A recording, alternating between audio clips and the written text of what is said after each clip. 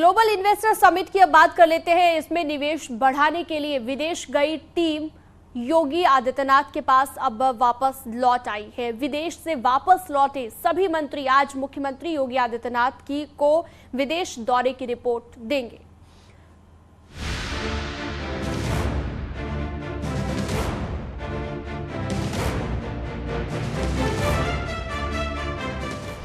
नए भारत का नया उत्तर प्रदेश बदलते वातावरण का परिणाम है कि आज निवेशकों की पहली पसंद बन गया है उत्तर प्रदेश। विदेश गई टीम योगी ने वो कर दिखाया जो यूपी के इतिहास में आज तक नहीं हुआ। जिस मकसद से मंत्री विदेश गए थे वो अब सफल हो रहा है, क्योंकि 10 लाख करोड़ के निवेश का लक्ष्य जल्द ही पूरा कर लिया जाएगा।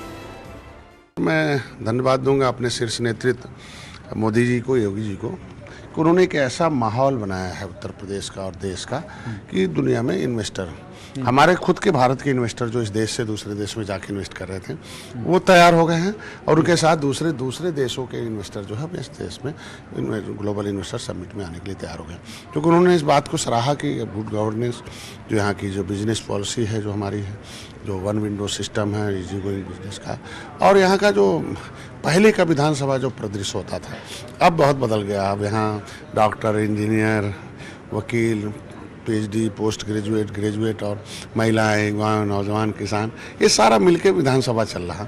तो इस तरीके से और बाहर का जो भयमुक्त वातावरण है वो आज के दिन में इन्वेस्टरों को लुभा रहा।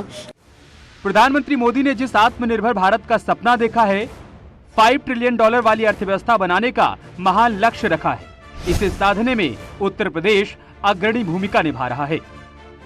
और जब योगी के मंत्री विदेश गए तो उन्होंने उनके सामने उत्तर प्रदेश की बदलती परिपाटी पेश की, जिसका असर है कि विदेशी निवेशक हर सेक्टर में निवेश को तैयार हो गए हैं।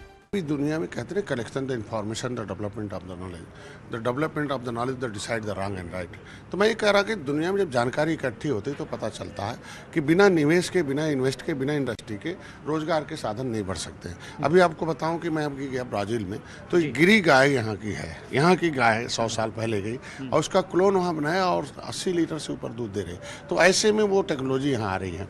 तो ऐसे में बहुत ढेर सारी टेक्नोलॉजी है जिससे हम और सुपर कर सकते हैं, डेयरी के, फिशरीज के, एग्रीकल्चर के, आईटी के सेक्टर में। और तो इन्वेस्टमेंट आवश्यक है, साधन संसाधन भले हम आगे हैं लेकिन थोड़ा और आगे जाएं सहयोग से। इसके लिए हम लोगों ने सबको आमंत्रित और सब लोगों ने वादा किया कि निश्चित रूप से आएंगे।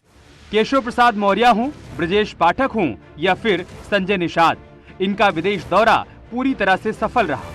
और जिन जिन विदेशी निवेशकों से इन्होंने मुलाकात की वो यूपी में निवेश के लिए तैयार हो गए, जिससे अब हर सेक्टर में रोजगार के द्वार खुल जाएंगे। कौन से सेक्टर में निवेश होना है? एजुकेशन सेक्टर, कृषि और हेल्थ सेक्टर, फूड सेक्टर, साथ ही टूरिज्म सेक्टर, इसके अलावा डिफेंस सेक्टर और आईटी सेक्टर। उत्तर प्रदेश ने देश दुनिया के निवेशकों को ये संदेश दिया है कि वो नोएडा, ग्रेटर नोएडा, लखनऊ और कानपुर जैसे बड़े शहरों में निवेश कर सकते हैं, जिससे उन्हें तमाम सुविधाएं आसानी से मिल सकती हैं। और इस संदेश का असर ये हुआ कि विदेशी निवेशक अब कृषि से लेकर हेल्थ सेक्टर तक में निवेश के लिए MOU साइन कर रहे हैं, जिससे नए साल में यूपी में बम्पर रोजगार की संभावनाएं बन रही हैं। Bureau report, news 18।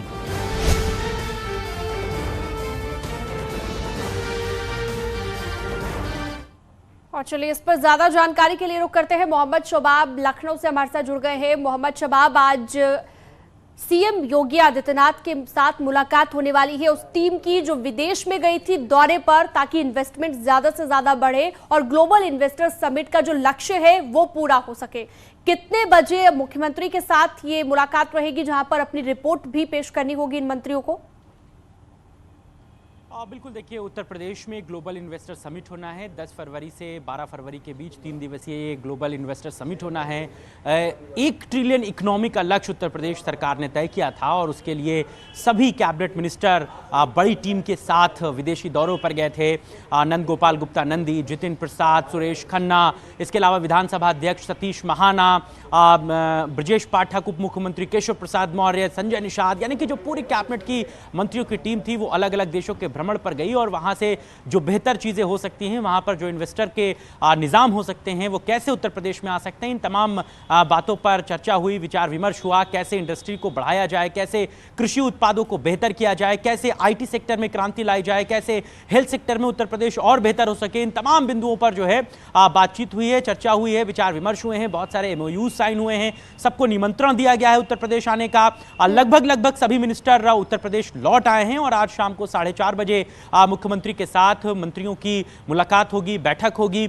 हालांकि तमाम जो मंत्री पहले लौट कर आए थे वो मुख्यमंत्री से मुलाकात कर चुके हैं, उन्होंने उनको बता भी दिया है कि क्या क्या इन्वेस्टर समिट के लिए उनकी तरफ से तैयारी है। लेकिन एक गोलमेज सम्मेलन कह लीजिए आप कि सभी मंत्री जो है वो मुख्यमंत्री के साथ बैठेंगे और वो बताएंगे कि जो कनाडा गया वो क्या लेकर आ रहा है, जो ब्राजील गया वो क्या लेकर आ रहा है, जो अर्जेंटीना गया वो किस तरीके से उत्तर प्रदेश में इन्वेस्टर ला रहा है, जो नीदरलैंड गया वो कैसे यहां पर टूरिज्म को बढ़ावा दिलाएगा।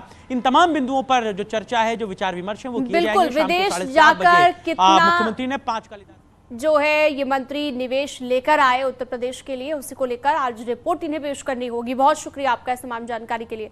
आगे बढ़ते हैं नोएडा से अगली खबर। ग्रेटर नोएडा में फ्लैट बायर्स की समस्या का मुद्दा लोकसभा में गूंजा है। नोएडा